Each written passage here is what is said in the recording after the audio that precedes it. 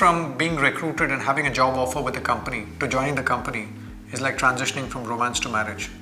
You start seeing things that you were never told before or you didn't anticipate.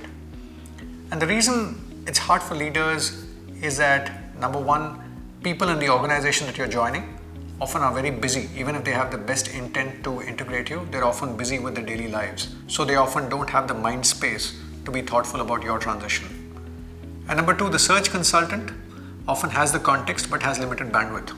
If I go back to my journey at EgonZehnder, I used to place leaders, and even if I had the best intent, I had something else competing for my time, so I couldn't be of value to the leader.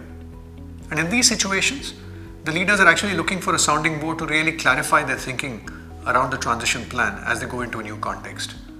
And I try and be of value by doing three things typically. One is to sort of iterate on the transition plan and help them think through what should be their priorities for the first 3 to 6 months. Second, to help them fine-tune their leadership style as they move from one context to another.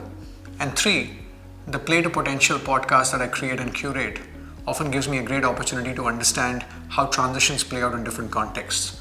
For example, Suresh Narayanan, who was the MD of Nestle when it went through a Maggi crisis, spoke about how he took charge during that really tough phase.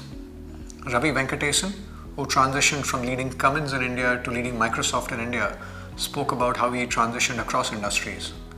Moving different contexts, Captain Raghu Raman spoke about how he transitioned from the army to the private sector.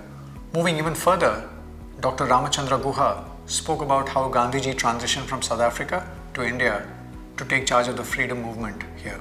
While each transition context is unique, my objective here is to listen to the leader, understand the context, and really set them up well for the long road ahead in the new context.